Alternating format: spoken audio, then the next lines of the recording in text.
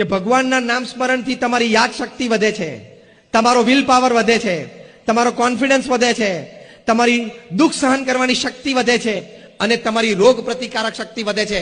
હું કહું છું સ્વર્ગની વાત ભૂલી જાઓ, મોક્ષની વાત કદાચ એક સેકન્ડ માટે ભૂલી જાઓ, પણ આ 5 નો લાભ લેવો હોય તો પણ ભગવાનનું નામ સ્મરણ રોજ કરવું જોઈએ કે ના કરવું જોઈએ?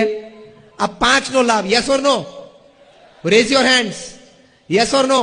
યસ. જે કરતા હોય એને અભિનંદન છે, ના કરતા હોય ચાલુ કરજો. આ સાયન્ટિફિક છે, મેં તમને નામ આપ્યા છે, તમે ગૂગલ ઉપર જઈ શકો છો. આવી મારી પાસે 500 વાતો છે.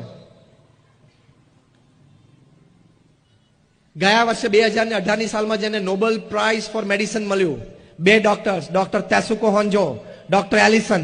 શેની માટે એમને નોબેલ પુરસ્કાર મળ્યો? મેડિસિન માટે. એમણે રિસર્ચ કરી, કેન્સરની નાબૂદી માટેની રિસર્ચ. કેન્સર થાય તો કિમોથેરાપી થાય, પછી સર્જરી આવે.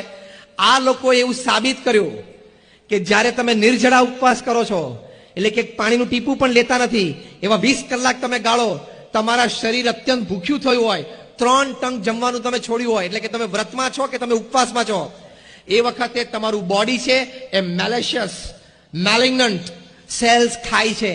એટલે કે જે કેન્સરની કોષો છે ને એને આ શરીર ખાઈ જાય છે. પછી એમણે વાત કરી કે આપણા શરીરનું જે સૈન્ય છે ને WBC છે, વ્હાઇટ બ્લડ કાર્પસલ્સ, એમાં ટી સેલ્સ છે, આલ્ફાબેટિકલ ટી, એ સૌથી તાકાતવાર કોષો છે જે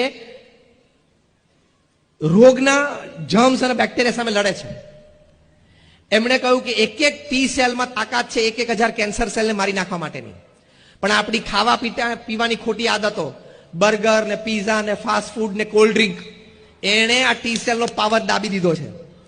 આપણા ઉઠવા બેસવાની ખોટા સમય અને આદતો, રાત્રે 12-1 વાગ્યા સુધી જાગવાનું, સવારે 9 વાગે ઉઠવાનું, એ ખોટી આદતો, આ બધી આદતોએ આ WBC માં જે ટી સેલ્સ છે ને એનો પાવર દબાવી દીધો છે. પણ પાછો એ પાવર તમારે જાગૃત કરવો છે, યસ ઓર નો? તો ડોક્ટર તેસુકો હોન્જો, હું નામ સાથે બોલું છું, તમે ગૂગલ ઉપર જઈ શકો છો. અને ડોક્ટર એલિસને કહ્યું કે વર્ષમાં 20 દિવસ પણ તમે 20 કલાકનો નિર્જળા ઉપવાસ કરો તો આ ટી સેલ્સ પોતાના પાવર ઉપર આવી જાય.